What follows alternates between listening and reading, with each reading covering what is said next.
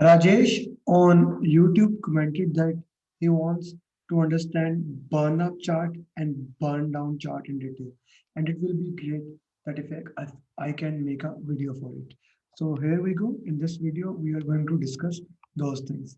And if there is any topic that you are unable to understand, you can tell me and I'll try my best to make a video on this.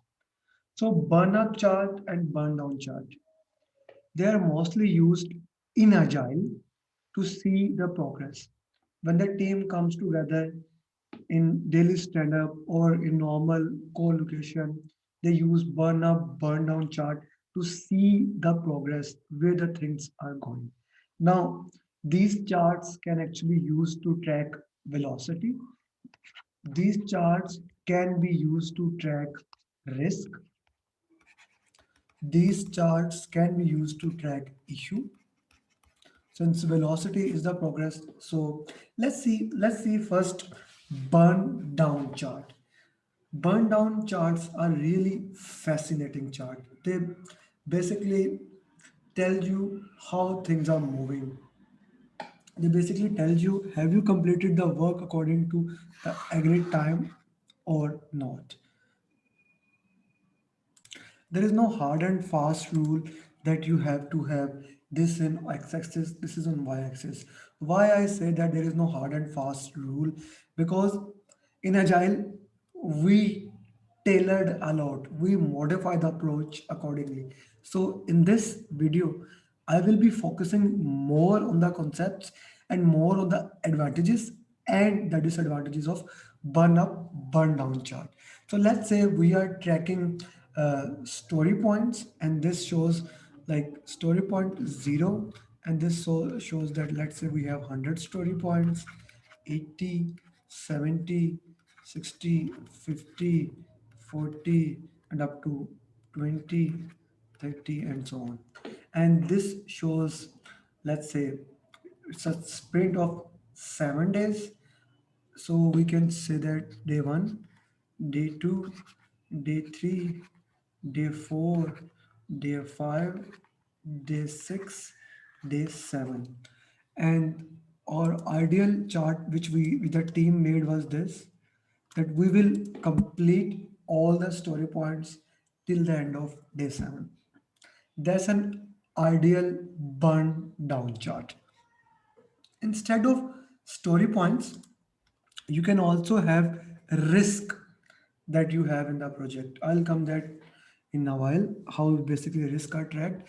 So we have 100 story points here, user 0 story points means all the story points have been delivered. You can have 10 story points. You can put on x-axis uh, week 1, week 2, week 3, week 4. If it's a release chart, instead of velocity for a sprint, you are tracking velocity for a sprint, or you are tracking it for a roadmap. So you can do it according to that. So let's say on day 1 we actually completed. Now as we are moving down, we need to see how many user stories we have completed on this day. So maybe I can say, if I put it here, let's say here I can say that on day 1 I have completed 20 story points. On day 2 I have completed almost 30 user stories, and so on. So this was basically an ideal case. In actual, if I complete, the team is going very good. And on day 2, instead of 60, we have reached from here to here. So we have reached to the 60 story points. So in this, easily we can see the variance between the planned and actual. Where do we stand? So this is basically a burn down chart showing that our progress was even better than what we actually planned for. But along the way, this is possible, a new user story come. Oh, I mean, a user story come that is very complex, and after this, your progress goes bad as compared to the plan, and somewhere you go good, somewhere go your plan. So all the time burn down chart is giving you variation, what was planned and what is actual, planned versus actual. So you are actually calculating variance on this. Important thing to remember about burn down chart, it gives you the progress in the descending form. As you move down, how much work is remaining. How much work is remaining. And on an ideal scenario, on day 7, we must be able to complete all the user stories. At the end of the day, the variance must be 0. And if the variance is not 0, this means you have made some mistake. Your estimated velocity was not accurate. Your velocity was not right.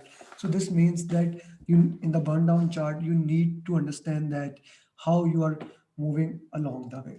So if I make a burn down chart for risk, let's say right now we have risk severity and we have put the risk number according to burn down chart. All these risks are this, and what actually we want in the risk burn down chart. The best case scenario would be that on the day 1 or on the first iteration, all the risk goes down to 0.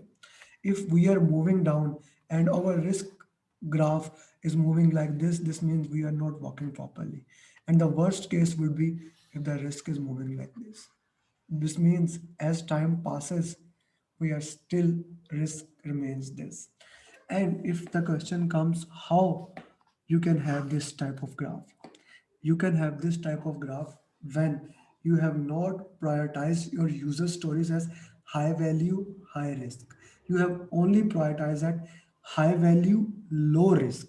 So you are giving value, but you are not tackling the risk.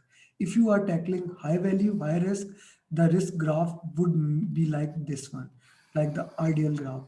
As you move down, the risk will move down. So this is the idea about risk burn down graph.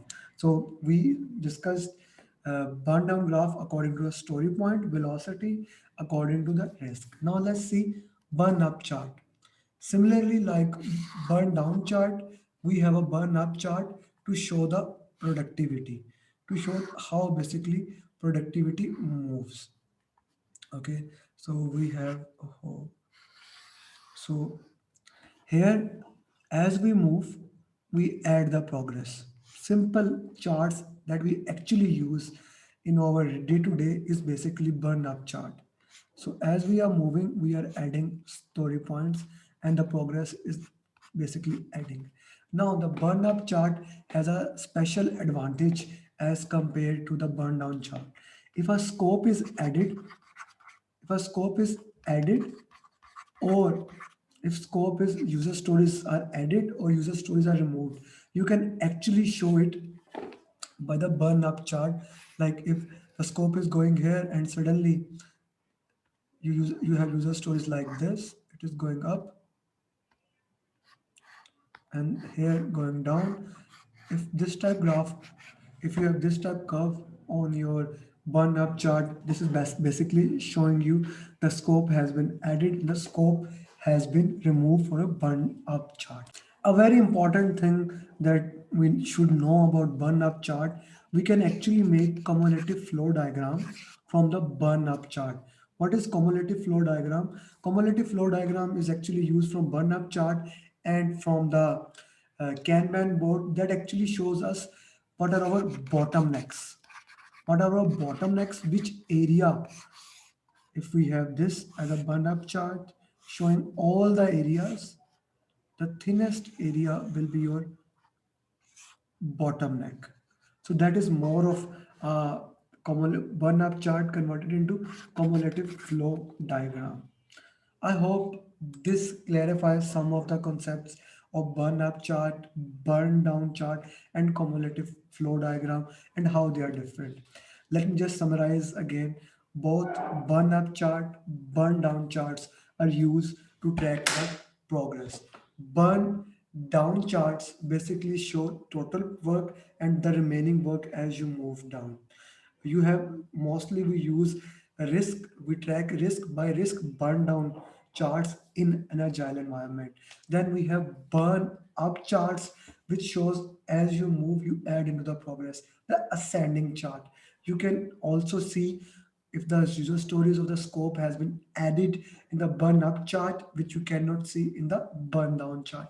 And you can also convert burn up chart into a more specialized chart cumulative flow diagram to see the bottlenecks of the process. I hope it has been helpful for you, and this concept can be useful for clearing your PMP and PMI ACP exam.